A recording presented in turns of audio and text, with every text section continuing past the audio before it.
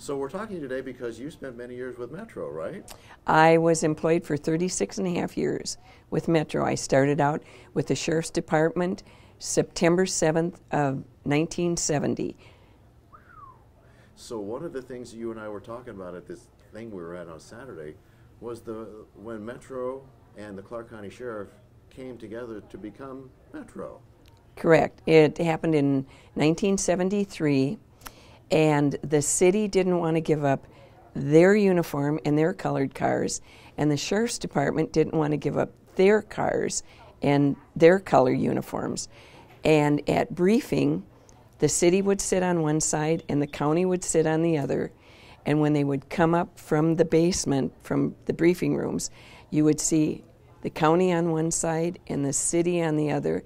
And eventually they realized that they're one department, and they became friends. Yeah. All wearing the same uniform. Yes. Not right away, though, right? Not right away. Yeah. And a lot of people who have lived here for a long time know people who have worked with Metro, so they're familiar with this term called a P number. But you know what, Karen? There's people who have no idea what that means. What is a P number? A P number is your personnel number when you were hired on.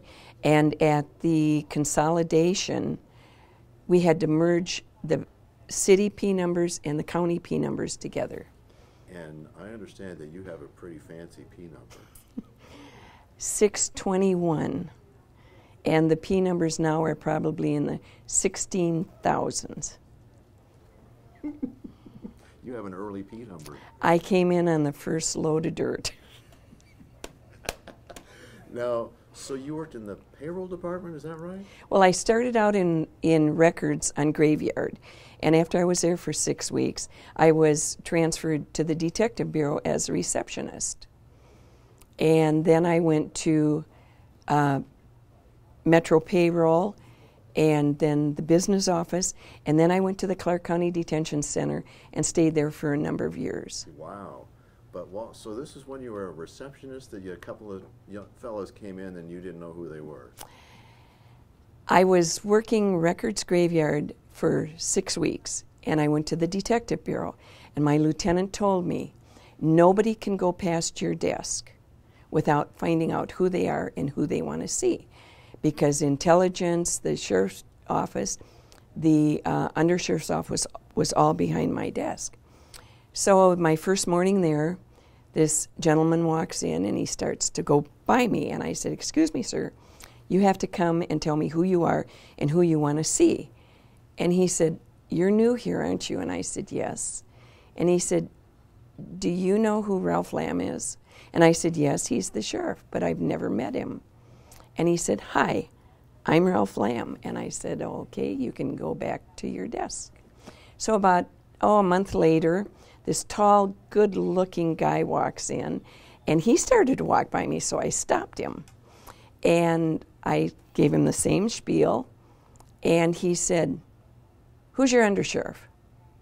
And I said, "I don't know. He's been sick." "I'm Lloyd Bell." And I said, "Okay, you can go back to your office." So about 2 months after that, this tall gentleman with one leg amputated, on crutches, and two great big guys next to him walked in, and I stopped him. And he said, "How long have you been here?" And I said, "I started in September." And he said, "Where are you from?" And I said, "Minnesota." And he goes, "Who's your governor?" And I went, "I think it's Humphrey." And he said, "Who's your governor of Nevada?" And I said, "I have no idea."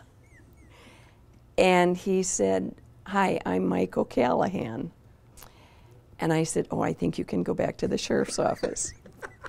So about a half hour later, all three of them walked out, and Governor O'Callahan said, "I don't know where you got her, but she wouldn't let me come back to your office." And the sheriff said, "That's okay. She wouldn't let me go to my office the first morning she was here." And I had a wonderful 36 and a half years on the department, and it was a great place to work. And for all you know, it still is today. To the best of my knowledge, yes. Yeah. But now I'm retired. And love and life. Yes. Well, Karen, I think we're done. Thank you.